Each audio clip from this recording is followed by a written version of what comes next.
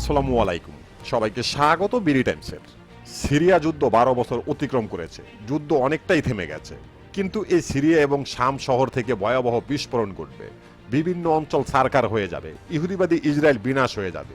Syria কিংবা শাম শহর প্রাচীন কাল থেকে অতি মূল্যবান এই ভূমি, মুসলিমদের কাছে যথেষ্ট পবিত্র এই ভূমি।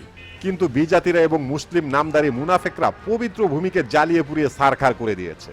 কিভাবে শুরু হয়েছিল এই গৃহযুদ্ধ? এই গৃহযুদ্ধের কারণে কি অবস্থা হয়েছে সিরিয়ার? এ পবিত্র ভূমি নিয়ে ইসলামে রয়েছে অসংখ্য পরিমাণ ভবিষ্যৎবাণী, যেখানে উল্লেখ রয়েছে সিরিয়া 12 বছর জ্বলবে, এরপর আবার পুনরায় বিস্ফোরণ ঘটবে, যার মাধ্যমে ছিন্ন বন্য হয়ে যাবে গোটা পৃথিবী। সিরিয়ার গৃহযুদ্ধের পিছনে কারা কারা দায়ী ছিল?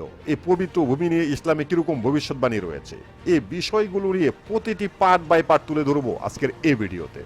আশা করি ভিডিওটি শেষ পর্যন্ত দেখবেন। আর হ্যাঁ, প্রিয় দর্শক, আমাদের আগের চ্যানেলটি ক্ষতিগ্রস্ত হওয়ার কারণে আমরা এই নতুন চ্যানেলটি নিয়ে কাজ করছি, তাই আপনাদের সাবস্ক্রাইব এবং সহযোগিতা কামনা করছি।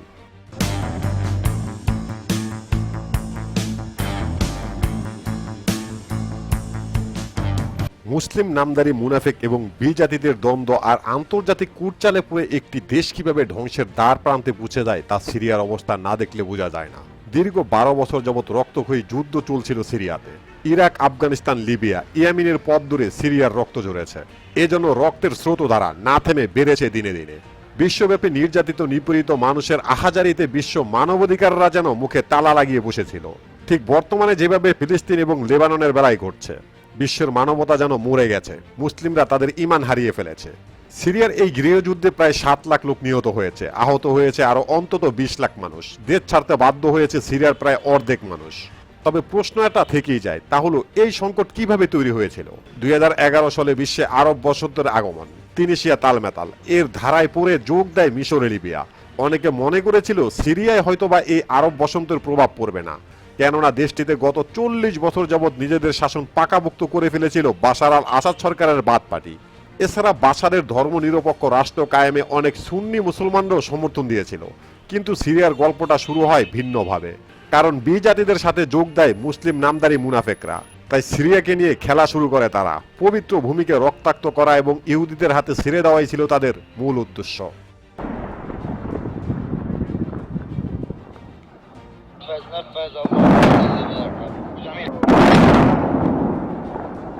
সামান্য তুচ্ছ ঘটনাকে কেন্দ্র করে শুরু হয়ে যায় গৃহযুদ্ধ, যা হওয়ার কথা ছিল না। ছোটখাটো আন্দোলন, পুলিশের ধরপাকড়, যা একটি দেশে সাধারণত সবসময় ঘটে থাকে। কিন্তু বিজাতিরা এবং মুসলিম নামদারি মুনাফেকরা সম্পূর্ণভাবে উস্কে দেয় এই গৃহযুদ্ধকে। সামরিক অস্ত্র, অর্থ এবং সমর্থন সম্পূর্ণটাই ঢেলে দেওয়া হয়, সাথে ধর্মীয় মতভেদ দেওয়া হয় সাধারণ জনগণের মাঝে। এরপর ঘটনা প্রবাহ এতই জটিল হয় যার সঠিক হিসাব রাখা মুশকিল। আক্রমণ, পাল্টা আক্রমণ, শহর দখল থেকে মুক্ত, আবার পুনরায় দখলের মধ্যে দিয়ে চলতে লাগলো ভয়াবহ যুদ্ধ। কে কাকে মারছে আর কে মরছে এর সঠিক হিসাব আর কারো কাছেই নেই। এই 12 বছরের যুদ্ধে প্রায় 7 লাখ মানুষ নিহত হয়েছে। তালিকায় রয়েছে নিরীহ জনগণ, সেনা সদস্য, বিদ্রোহী এবং সরকারি কর্মকর্তারাও। কিন্তু এই নিহত এবং আহতের তালিকায় তারাই নেই যারা এই যুদ্ধটা পিছন থেকে সম্পূর্ণভাবে উস্কে দিয়েছে এবং সামরিক অস্ত্র, অর্থ দিয়ে সহযোগিতা করেছে। পশ্চিমারা আসাদকে হটিয়ে জনগণকে ক্ষমতায় আনতে মাঠে নেমে যায়। বিক্ষোভকারীরা প্রথমে আগোছালা থাকলেও ধীরে ধীরে বাহিরের সমর্থনে সংগঠিত হয়। সিরিয়ার বিদ্রোহীদের নানান লক্ষ্য এবং উপলক্ষ্য থাকলেও বিদ্রোহীরা একত্রিত হয়ে একটি সংগঠন ফোর্স করে, যার নাম হলো ফ্রি সিরিয়ান আর্মি। এভাবে তৈরি হয় সিরিয়ার যুদ্ধ।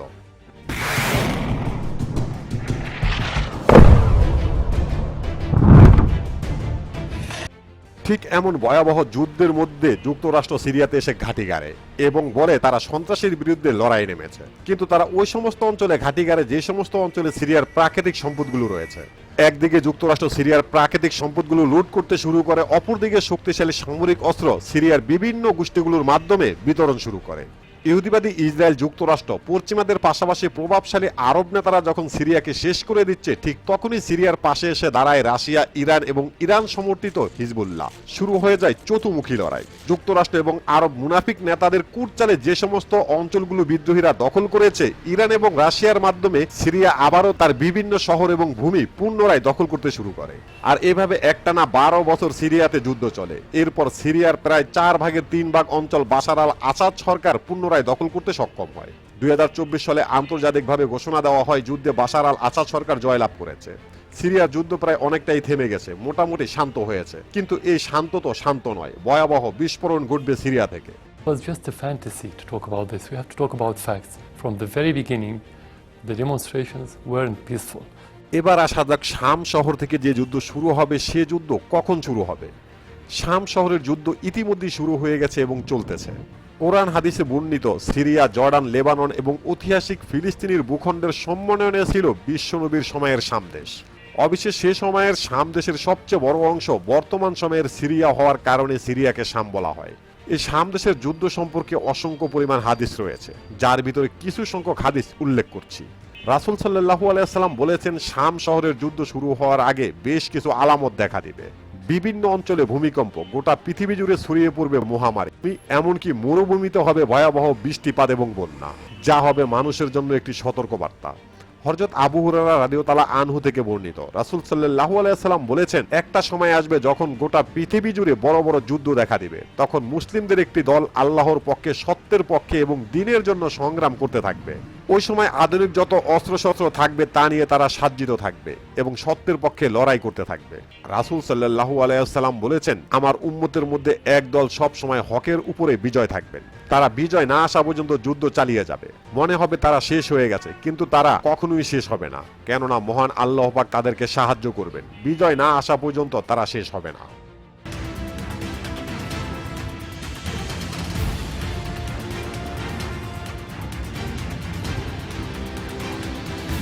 এই শাম শহরের যুদ্ধটা এতটাই বড় হবে যে মানুষের কল্পনার ঊর্ধ্বে।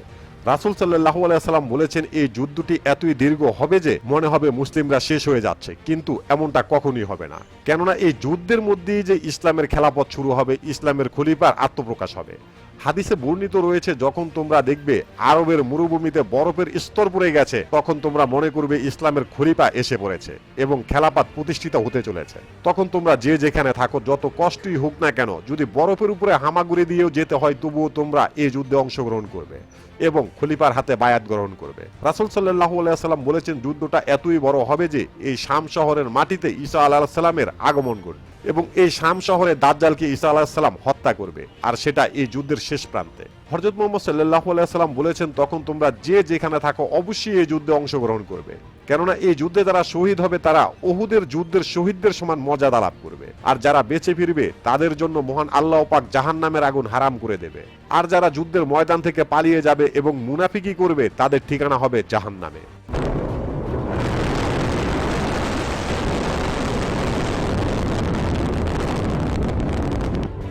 এখন প্রশ্ন হলো এটাই যে সেই যুদ্ধ, এটা কিভাবে বোঝা যায়?